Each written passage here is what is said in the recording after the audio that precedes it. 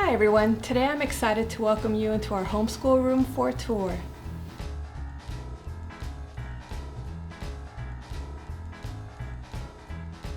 Hi, I'm Leslie the Geek Mama, and I like to get into the nitty-gritty of homeschooling.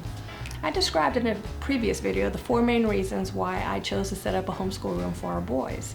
I'll provide a link to that video in the description box below. I also will provide a link to a blog post I wrote that gives more about what I was looking for in a schoolroom, my main requirements for a schoolroom. Today I'll give you a tour of our current schoolroom.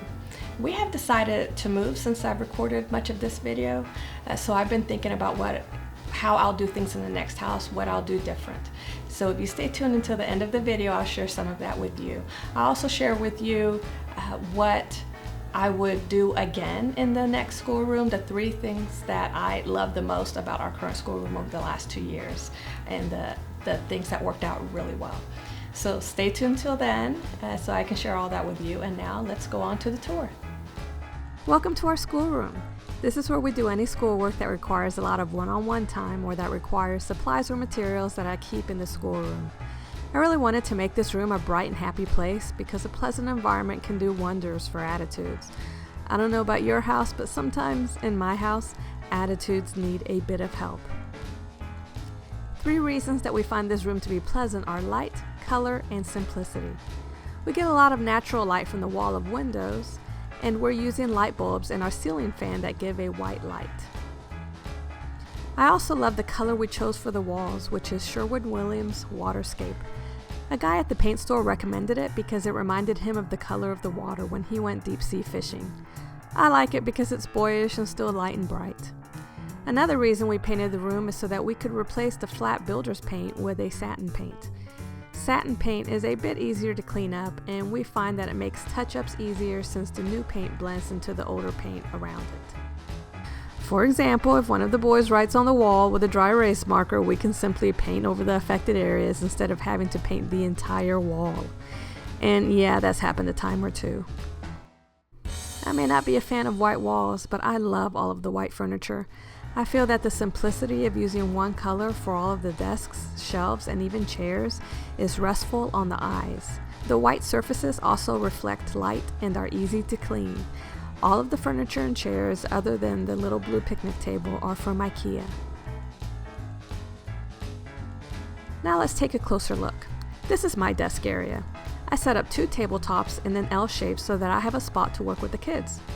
Most days, each of my kids spends some time in this extra chair for some one-on-one teaching. Both chairs are from IKEA. My chair is comfortable enough, but eventually I want to replace it with something else that will be more kind to my booty for longer periods, since I sometimes use this room as an office or craft room after hours. I keep things that I don't want the kids to get into without my permission here on the wider desk or in the overhead shelves. So that's things like scissors, dual dot markers, and dry erase markers here on the desk. Overhead, I keep toddler and preschool educational toys and items. I store as much as I can in these plastic bins from Michael's. These bins make it easy to just hand activities to the kids or put in a workbox. But I learned the hard way that I have to be careful about how much weight I put in and on this shelf because it did fall to the desk one night. My husband reinforced it when he put it back up, but I moved heavier items to other places. The wall space in between the desk and shelf is my girly area. I have 3 boys, so I didn't want to make the entire schoolroom girly just for me, but this spot is my girly spot and makes me happy.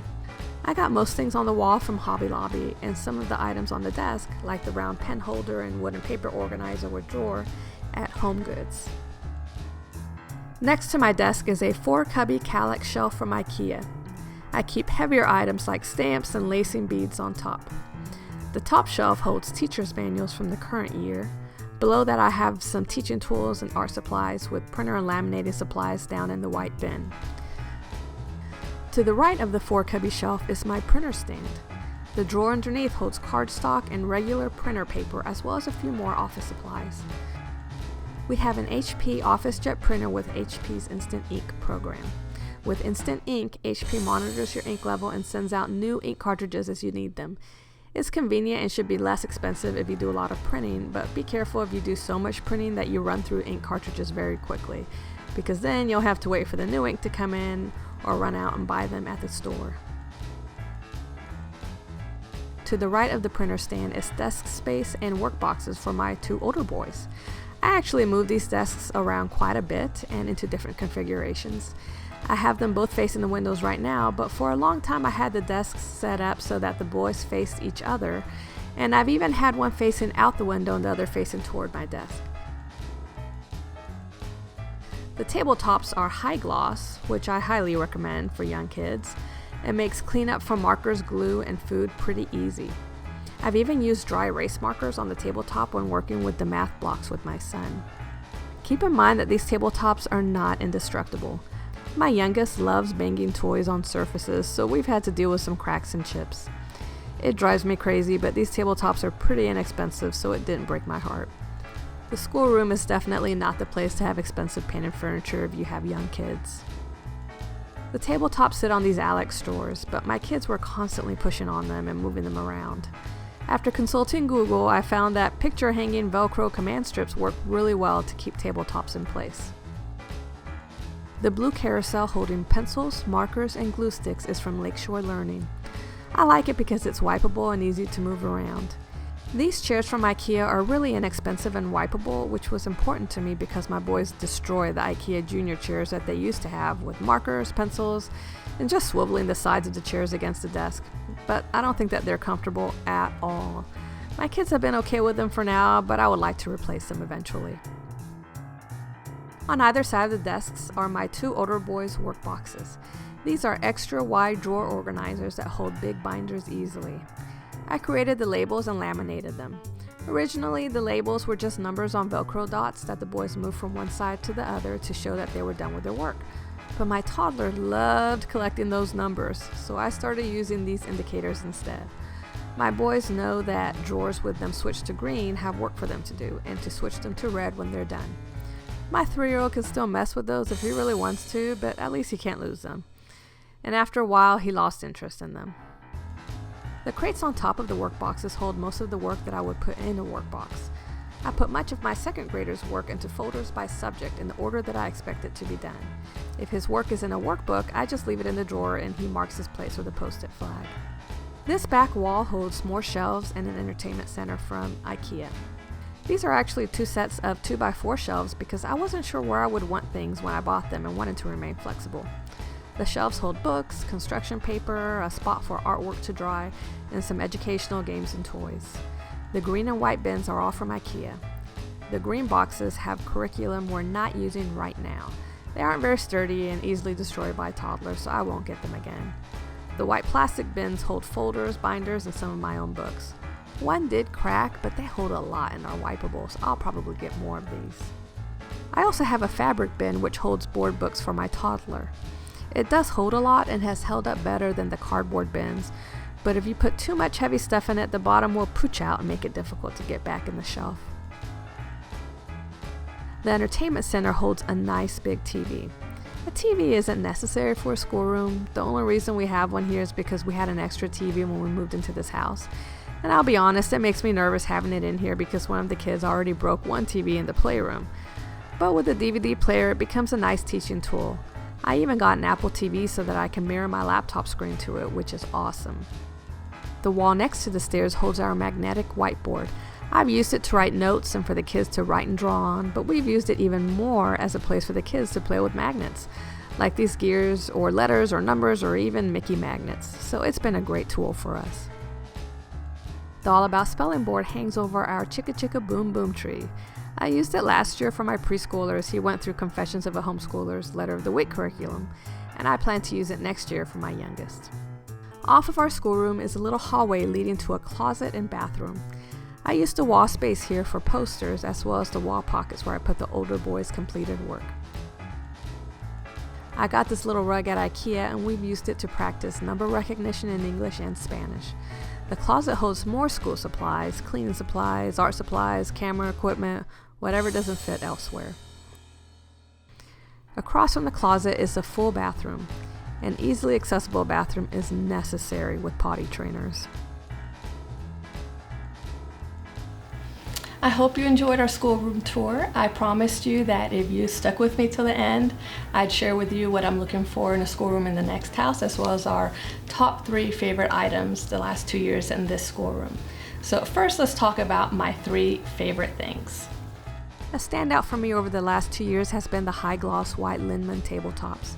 They're easy to clean and move and reflect a lot of light. Yes, my toddler used maracas to bang his little heart out on them and caused a bit of damage, but they're cheap and can be replaced easily, so who cares? Another favorite item has been these Workboxes. They're easy to move, extra wide, so easily hold binders. But most importantly, they have made my life easier because they keep my kids' work organized and give even a 3-year-old a level of independence.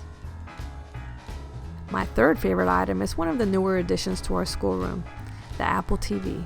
I love this thing. I got it because I wanted to be able to easily mirror my laptop or iPad screen to the TV, but I love being able to play my iTunes music from it, and I even love the screensaver synced to a photo album that I created. It adds an element of delight to our schoolroom that I wasn't expecting.